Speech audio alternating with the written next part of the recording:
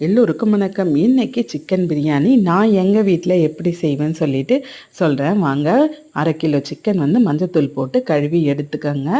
புதினா தழை சேர்த்துக்கோங்க. 5 பச்சை மிளகாய், 1 வெங்காயம், கெட்டியான தயிர் வந்து 200 ml தயிர் சேர்த்து உப்பு கொஞ்சம் போட்டுக்கோங்க. நல்லா கலந்து கொடுத்துக்கோங்க.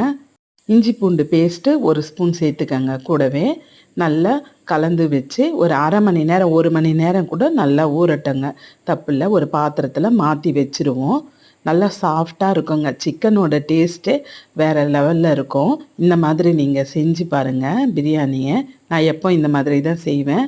இப்போது கேஸை ஆன் பண்ணி குக்கர் வச்சுருங்க. எண்ணெய் ஊற்றிடுங்க. தாளிப்புக்கு பாருங்கள் மசாலா ஐட்டங்க சேர்த்துருங்க. 2 வெங்காயம் நல்லா செவந்து வரட்டுங்க. பொன்னிறமாக வர வரைக்கும் நல்லா கலந்து கொடுங்க. 1 டீஸ்பூன் இஞ்சி பூண்டு பேஸ்ட்டு சேர்த்துக்கங்க. 2 தக்காளி, தயிர் நிறைய சேர்த்ததுனால தக்காளி 2 தான் சேர்த்துருக்கேன்.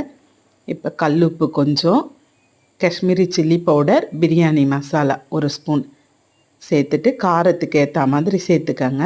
இப்போ கலந்து வச்ச இந்த சிக்கனையும் சேர்த்துருவோங்க. நல்லா கலந்து கொடுங்க. எண்ணெய்லாம் நல்லா பிரிஞ்சு இதிலையே நமக்கு தெரியுங்க. நல்லா இதிலையே பாதி வெந்துடும். பாஸ்மதி ரைஸ் வந்து 2 டம்ளர் எடுத்துருக்கேங்க. 4 டம்ளர் தண்ணி கொதிக்க வச்சு சைடில் வச்சுருக்கேன். இப்போ நம்ம அதை சேர்த்துருவோங்க. நல்லா கொதிக்கும் போது தண்ணி கொதிக்கும் போது ரைஸை அரை மணி நேரம் ஊற வச்சுருக்கேன். ரைஸ் பாஸ்மதி ரைஸு நான் விசில்லாம் விட மாட்டேங்க. 3/4 தண்ணி வற்றும்போது அப்படியே மூடி போட்டு 10 நிமிஷம் சிம்மிலேயே வச்சு எடுத்துருவேன். பாருங்கள், சூப்பரான சிக்கன் பிரியாணி ரெடி ஆகிடுச்சு.